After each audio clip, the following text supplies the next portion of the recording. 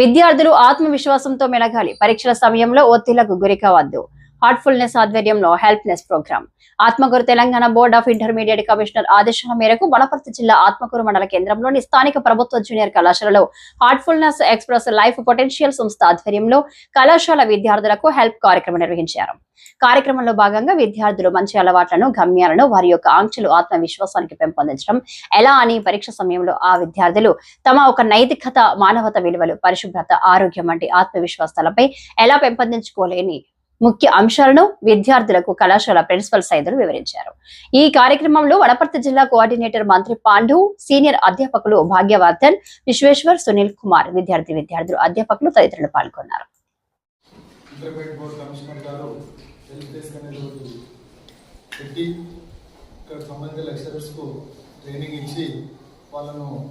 ఏ విధంగా విద్యార్థులకు మోటివేట్ చేయాలి, వాళ్ళ పర్సనల్ ప్రాబ్లమ్స్ ఉంటే కూడా చెప్తే వాళ్ళు కౌన్సిలింగ్ ఇచ్చి ఇక ఆ యొక్క బాధలను చేయాలని చెప్పి ఉద్దేశంతో మరి ప్రతి నెల కూడా ఈ యొక్క కార్యక్రమం టైం నెల కూడా సార్ తీసుకుంటాడు.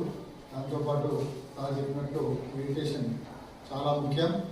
ఏకాగ్రత మనము దేని దగ్గర పెడితే అది మనకు ఆటోమేటిక్గా వచ్చేస్తుంది. కన్ను మూసుకున్నప్పుడే ఏమేమో వస్తాయి, ఢిల్లీ పోయినట్టు, హైదరాబాద్ పోయినట్టు, వినాయకుడి కాడికి పోయినట్లు, ఇవన్నీ ఏమేమో ఆలోచనలు వస్తాయి. ఒక్కొక్క దాన్ని అవాయిడ్ చేస్తూ శ్వాస మీద ధ్యాస తీసుకురావాలి. ఏకాగ్రతను కూర్చుంటే మనం సక్సెస్ కావడానికి అవకాశం ఉంటుంది. తర్వాత నువ్వు ఒక 5 నిమిషాలు 10 నిమిషాలు మెడిటేషన్ చేస్తే 1 అవర్ శక్తి మీలోనే వస్తుంది. ఆ వీక్నెస్ అనేది పోతుంది. దాన్ని దృష్టిలో పెట్టుకొని సార్ వారు చెప్పినట్లు ఫాలో చేస్తాను. వాళ్ళ ఫ్రెండ్స్, మిత్రులందరూ కలిసి నువ్వు ఒక కౌన్సిలర్ని కలవండి, ఒక సైకాట్రిస్ట్ని కలవండి అని చెప్పేసి చెప్పడం చేత ఆయన అక్కడికి వెళ్ళిన తర్వాత ఆయనకి ఏ ట్రీట్మెంట్ ఇవ్వలేదు, ఒకే మాట చెప్పాడు. ఒక 5 మంది 6 మంది సక్సెస్ అయిన వాళ్ళ గురించి చెప్పాడు. అందులో గురజడ అప్పారావు గురించి, రంగుడూరి ప్రకాశం గురించి ఏం చెప్పాడంటే, వాళ్ళు చదువుకునే రోజుల్లో ఊరు నుంచి స్కూల్కి వెళ్ళాలంటే ఒక నది ఉండేది. ఆ నది దాటాలంటే డబ్బులు కావాలి. ఆ డబ్బులు లేక ఆ నది దాటడానికి పుస్తకాలన్నీ ఆ అంగిలో దుట్టుకొని నెత్తి మీద పెట్టుకొని ఇద్దరికి వచ్చిన తర్వాత మళ్ళీ ఆ షర్ట్ వేసుకొని స్కూల్కి జరిగిన వాళ్ళు 100 మంది మన ముందుకు వచ్చారు, సక్సెస్ అయ్యారు. వాళ్ళతో పోలిస్తే నువ్వు చాలా బెటర్ ఉన్నావయ్యా, 5 ఎకరాల మామిడి తోట ఉంది, మరి నీకు మంచి చదువు ఉంది అని ఒకరోజు చెప్పేవారికి ఆయన అనుకున్నాడు, నేను అందరికంటే బెస్ట్లో ఉన్నానని చెప్పేసి మరి ఆయన జీవితాన్ని కొనసాగించాడు. ఇందులో నేర్చుకున్నది ఏంటి? ఆత్మవిశ్వాసం. అంటే మనం నిజంగా అన్నీ ఉన్నప్పుడు ఒక్కోసారి ఏమనుకుంటామంటే ఏం లేదు నాకు అనే మాటతోటి ఆత్మవిశ్వాసాన్ని మనం కోరుకుంటాం. అలా సమయాన్ని సద్వినియోగం చేసుకోవడం అనేది కూడా చాలా ఇంపార్టెంట్. సమయాన్ని సద్వినియోగం అంటే పంక్చువాలిటీ అంటే. పంక్చువాలిటీ అంటే ఏంటి? టైంకి వచ్చి టైం పోవడం అనేది పంక్చువాలిటీ కాదు.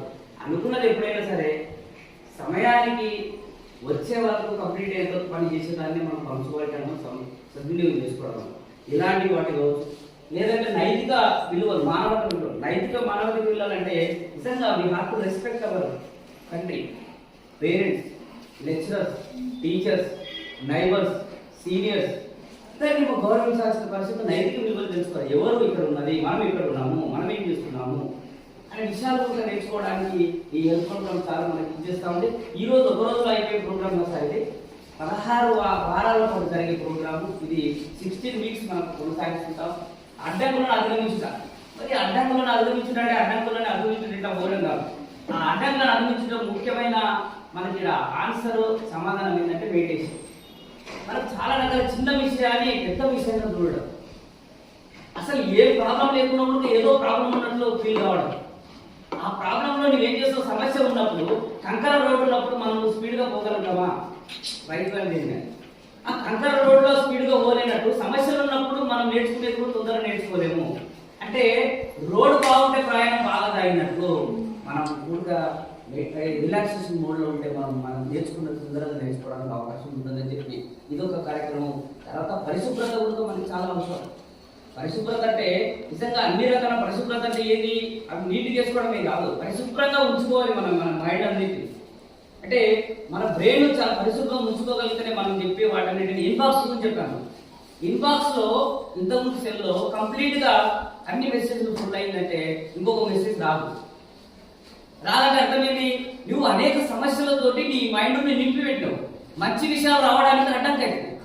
ఆ అడ్డంకిని అధిగమించడానికి ఉండేదే ఈ హెల్త్ ప్రోగ్రామ్. మనము రోజువారీగా 16 వీక్స్ ఏమేమి ఉన్నాయని మనం తీసుకోవచ్చు.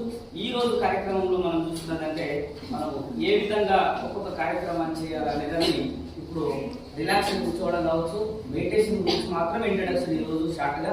మళ్ళీ సారు అవకాశం ఇచ్చేది మనం అందరూ కాలేజీ మొత్తం దగ్గర కూర్చొని ఆ బయట వాతావరణ సహకరిస్తే మనం అందరం కూడా కూర్చొని ఇంకా పెద్ద మొత్తంలో ఆ సార్ దగ్గర నుంచి సమాచారం తీసుకొని మనం ప్రాక్టీస్ చేయాల్సి ఉంటుంది. ఈ రోజు మెడిటేషన్ కార్యక్రమాన్ని కొనసాగిస్తాం.